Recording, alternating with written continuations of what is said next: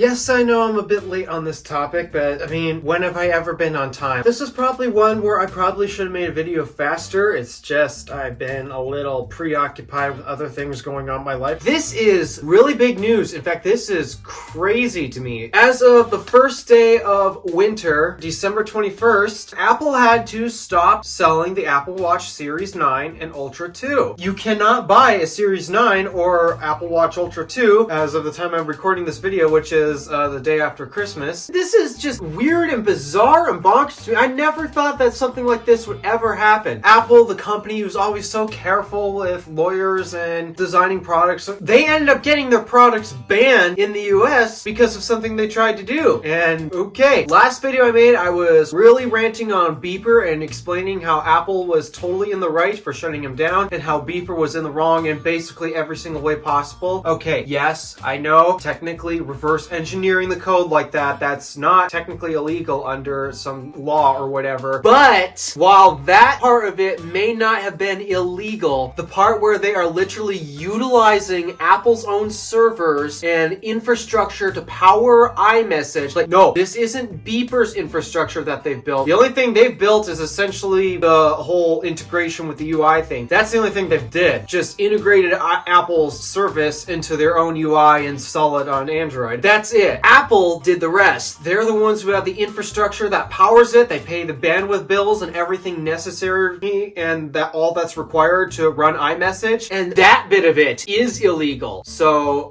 yeah, Apple does have something to sue them against. And sure, it may not be the stealing of the code, because evidently, I mean, there are so many apps out there that probably run very similar lines of code that isn't proprietary. But Apple's own formatting, which, guys, have you heard of the concept of intellectual property? That's something that Apple still owns and that Beeper has no access to. Sure, they can reverse engineer all the code that's necessary to make it, but it's still Apple's intellectual property, something that Apple owns. So it's still stealing from them either ways. Anywho, I'm not talking about Beeper in this video again because I've already made a video about that. So yeah, I was defending Apple a lot in that last video, but in this video, I'm not going to defend them as much. And yeah, this is a bit of a very messy situation because in this instance, I'm hearing that both parties are technically in the wrong, though I'm going to say Apple most likely is in the wrong on this one. Like, if we had to place more of the blame on one company compared to the other, Apple's probably going to be the one to take most of the blame on this one. Alright, so here's what basically happened that ended up causing the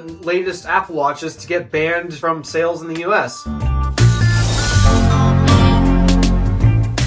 Back in 2020, Apple had released a new health feature in the Apple Watch Series 6 known as the blood oxygen sensor. It's something that I have available on my watch. In fact, it's as simple as just you go to your home screen here, scroll down to this icon right here, wait for the app to load. Ooh, it says I'm at 95% 17 minutes ago. Let's see what happens if I actually take a measurement now. Just wait about 15 seconds. And it says that I am at about 99%. Now, it's not exactly the most accurate thing in the world. In fact, it's not officially approved by whatever organization that regulates health standards and all that. So because of that, it's not an approved thing. It is not considered use this for actual medical concerns and issues. It's just feels like one of those things just to do a sanity check real quick, especially considering that the way this works, it's not exactly in a great position to accurately measure your blood oxygen levels. So because of that, most people probably forget that the feature even exists, but it came out on the Apple Watch Series 6. I'm wearing the Series 7. So this technically has been a bit of an issue that's been going on ever since 2020. Because you want to know something about this blood oxygen sensor that Apple has in the Apple Watch Series 6 and basically every Apple Watch after that? Apple actually did not develop the technology to do this. That technology was actually developed by Masimo. I have no idea what type of company this is supposed to be, but supposedly this company has all of the patents for the method of measuring blood oxygen that Apple has decided to use. And I think the reason why not that many of us knew about this is because, for the most part,